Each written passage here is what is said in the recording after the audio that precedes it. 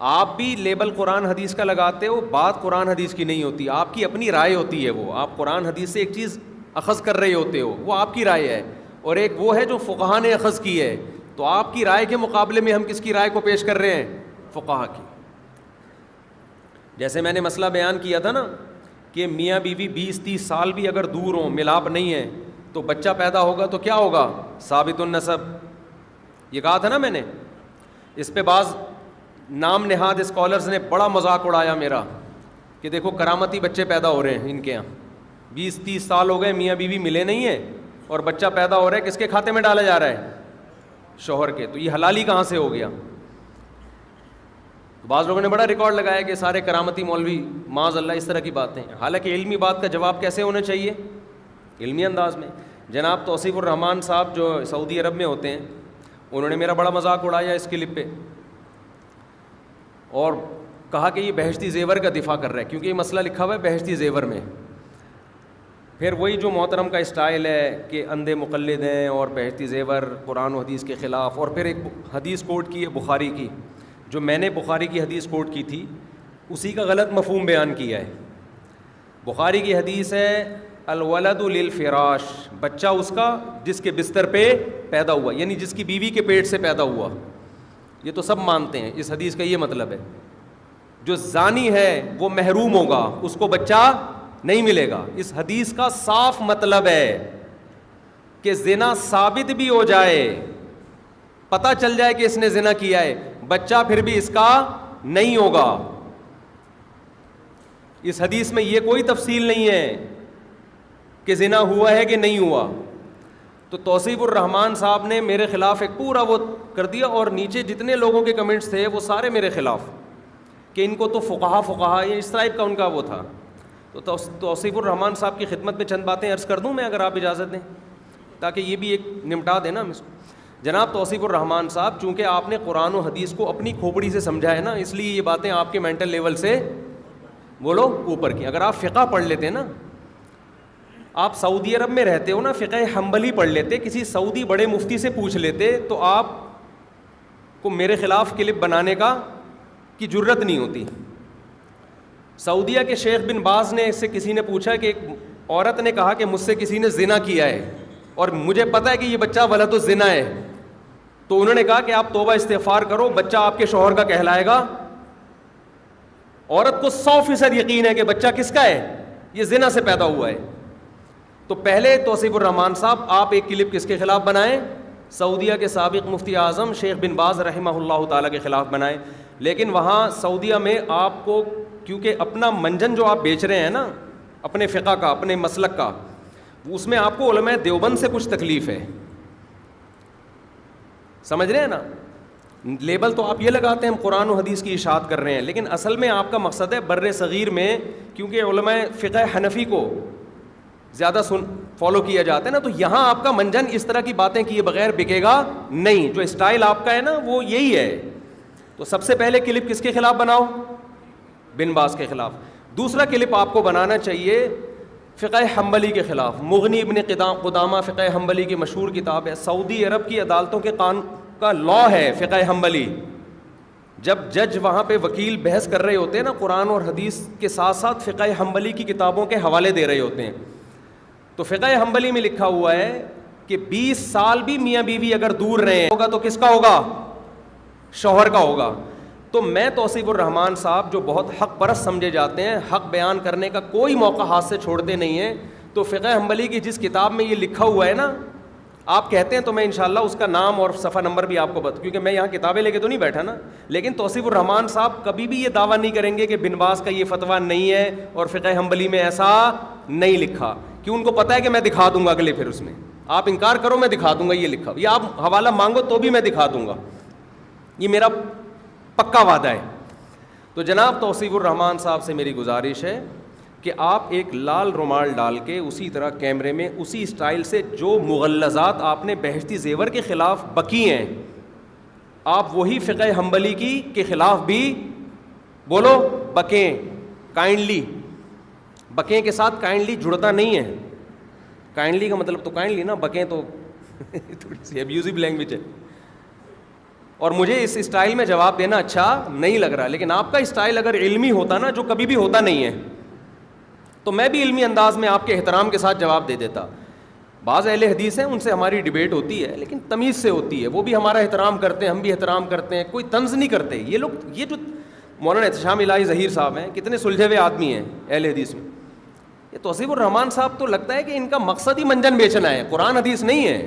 جہاں موقع ملے گا بہشتی زیور کے خلاف ایک کلپ ریکارڈ کروا دیں گے. وہی بات سعودی علماء نے لکھی ہوگی تو چپ بیٹھے ہوں گے.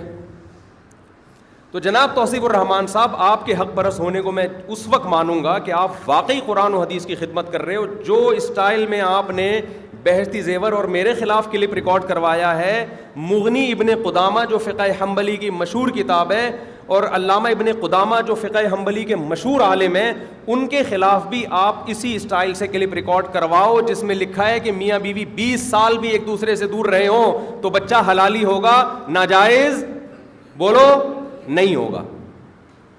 سمجھتے ہیں؟ لیکن ان لوگ کبھی بھی نہیں کرائیں گے.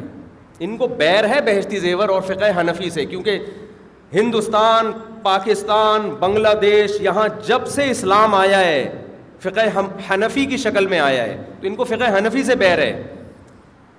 اور یہاں اہل سنت والجماعت میں 99% سے زیادہ لوگ فقہ حنفی کو فالو کرتے ہیں، تو اس لیے اس کے پیچھے پڑے ہوئے ہیں. اب یہاں رہا یہ مسئلہ کہ اس کی لاجک کیا ہے. بھائی 20 سال دور ہو گئے، یہ رخصتی نہیں ہوئی، میاں یہاں ہے بیوی وہاں ہے، تو لاجک کیا ہے، کیوں ایسا ہے؟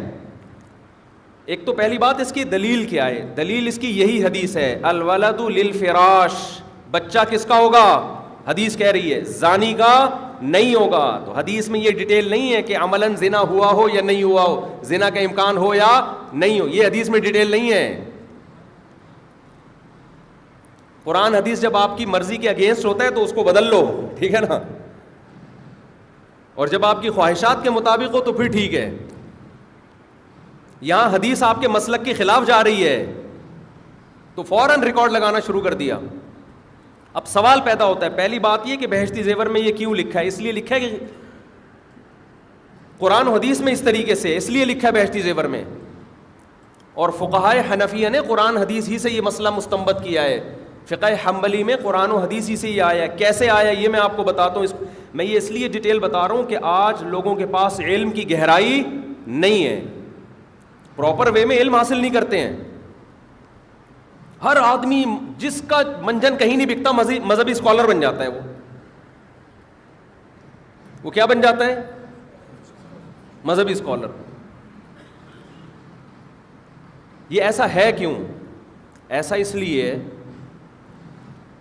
کہ جب کسی پہ زنا کی تہمت لگتی ہے نا، تو یا تو 4 گواہ اس کے لیے ضروری ہیں. یہ قرآن حدیث سے پتہ چلتا ہے. بخاری کی حدیث، عویمر عجلانی رضی اللہ تعالیٰ عنہ نے عرض کیا، یا رسول اللہ میں نے بیوی کو زنا کرتے ہوئے دیکھا. آپ نے فرمایا 4 گواہ لے کر آؤ.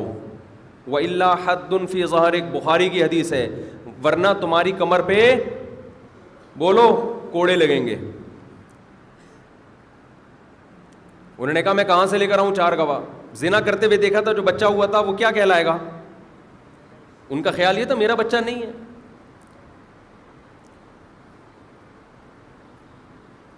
ایک ہلال ابن امیہ ثقفی کا واقعہ ہے اور ایک عویمر رجلانی کا ہے. ہو سکتا ہے واقعہ بیان کرنے میں کچھ خلط ہو جائے.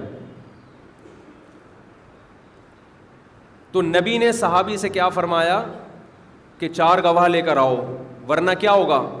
تو ہمیں پتہ چلا کہ زنا کے لیے پہلی شرط کیا ہے؟ 4 گواہ.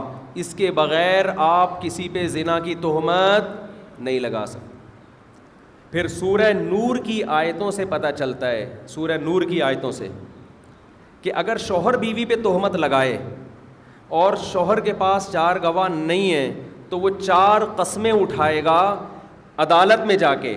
یہ کہے گا کہ میں نے جو بیوی پہ زنا کی تہمت لگائی ہے، جس کی وجہ سے میں یہ کہہ رہا ہوں کہ یہ بچہ میرا نہیں ہے، یہ ولد الزنا بچہ ہے،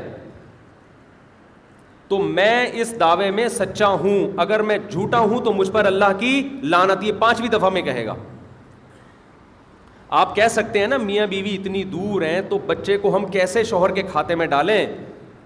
قرآن و سنت سے پتہ چلتا ہے کہ یہ دعویٰ کرنا کہ یہ بچہ میرا ہے یا نہیں، اس کا شوہر کے علاوہ کسی اور کے پاس حق بولو نہیں ہے. شوہر کہے گا کہ میرا نہیں ہے, توصیف الرحمان صاحب نہیں کہیں گے. یہاں توصیف الرحمان صاحب کہہ رہے ہیں کہ یہ بچہ اس کا نہیں ہے. جس کی بیوی ہے شوہر صرف یہ دعویٰ کر سکتا ہے, شوہر کے علاوہ کوئی مذہبی اسکالر یہ دعویٰ نہیں کر سکتا کہ یہ میرا ہے یا کسی اور کا ہے. ہم نے شوہر کو تھوڑی پابند کی ہے کہ وہ انکار کرے, وہ کر دے انکار.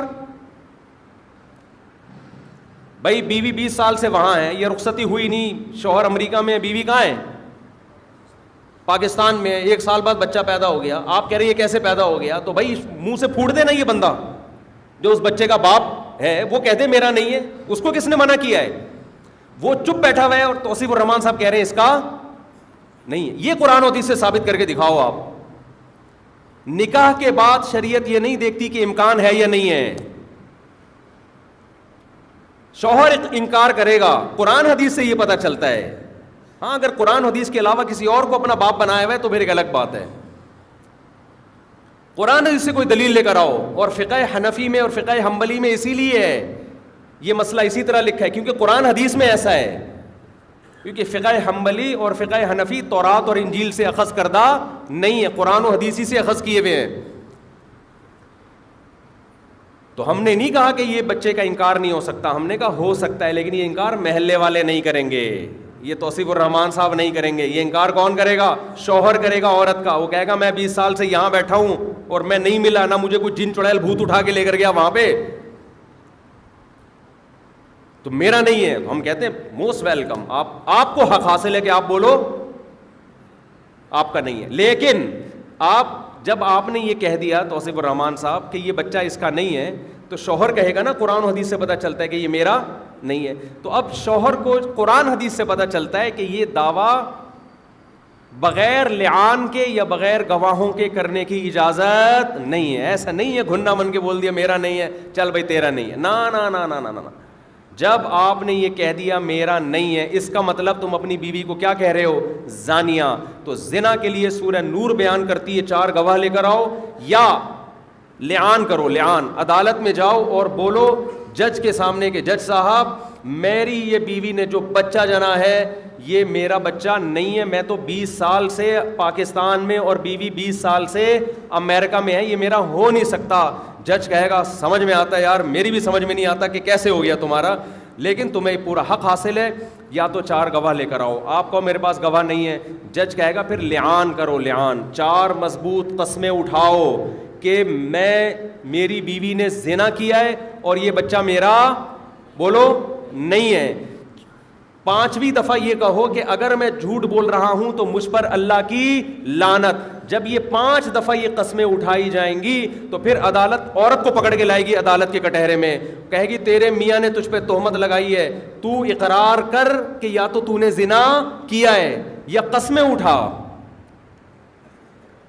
اسی طرح تو بھی قسمیں اٹھا. عورت اگر اقرار کر لے گی ہاں جی میں نے کیا ہے, قرآن و حدیث کی بات کر رہا ہوں میں آپ کے سامنے, بہشتی زیور میں جو لکھا ہے قرآن حدیث سے ہی لکھا ہوا ہے. عورت 4 دفعہ اقرار کرے, 4 قسمیں اٹھائے. والذین یرمون ازواجہم ولم یکن لہم شہداء الا انفسہم فشہادۃ احدہم 4 شہادات باللہ انہ لمن الصادقین. 4 قسمیں مرد اٹھائے گا کہ وہ سچ بول رہا ہے. والخامسۃ 5ویں دفعہ میں کہے گا ان لعنت اللہ علیہ ان کان من الکاذبین, اگر میں جھوٹ بول رہا ہوں تو مجھ پر اللہ کی لعنت. آگے قرآن کہتا ہے ویدرأ عنہا العذاب. توصیف الرحمان صاحب کو لگتا ہے ان آیتوں کا پتہ نہیں ہے. قرآن کہہ رہا ہے اس عورت سے جو عذاب کو دور کرے گی. کون سی چیز دور کرے گی؟ عذاب کیا؟ حد زنا. بھائی زنا کیا تو چترول لگاؤ نا اس کے. شادی شدہ عورت کے بارے میں آپ یہ کہہ رہے ہو بچہ وسیم کا ہے اور شوہر کا نام کیا ہے؟ کلیم ہے, تو یہ آسان کام تھوڑی ہے. وَيَدْرَأُ عَنْهَا الْعَذَابِ. اس عورت سے اب حد رجم کیسے دور ہوگی؟ أَن تَشْهَدَ 4 شَهَادَاتٍ بِاللَّهِ, کہ وہ 4 دفعہ قسم اٹھائے, گواہ شہادت کا لفظ استعمال کرے اور کہے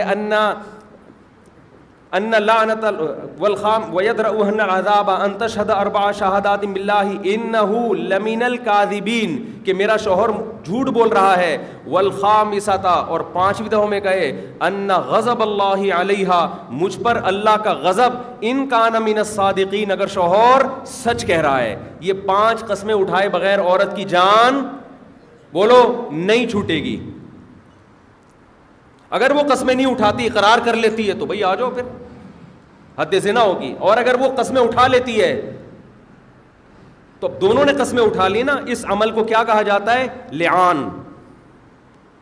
لعان کے بعد پھر عدالت کہے گی کہ چونکہ باپ نے بھی قسمیں اٹھا لی ہیں شوہر نے بھی, اب ہم اس بچے کی نفی کس سے کریں گے؟ باپ سے. اب آئی ڈی کارڈ نادرہ تمام ڈاکومنٹس میں باپ کا نام کیا کر دیا جائے گا؟ خارج. کمال کی بات یہ کہ ولد الزنا پھر بھی نہیں کہا جائے گا کیونکہ عورت نے بھی قسمیں اٹھا لی ہیں. یہ وہ بچہ ہے جس کا باپ نہیں ہے لیکن پھر بھی حلالی ہے, ماں سے اس کا نسب چلے گا مگر یہ ولد الزنا نہیں کہلائے گا کیونکہ زنا ابھی بھی ثابت نہیں ہوا. بہت مشکل ہے کیونکہ زنا یا تو اقرار سے ثابت ہوگا یا کس سے ثابت ہوگا؟ گواہ سے. اس معاملے میں میاں بیوی کے معاملے میں بچے کی نفی کے لیے کیا ضروری ہے؟ اقرار. تو اس پروسیس کے بغیر ایسے ہی کہہ دینا یہ بچہ کرامت کی پیداوار ہے, مذاق اڑایا نا بعض لوگوں نے, اچھا یہ سارے کرامتی ہیں.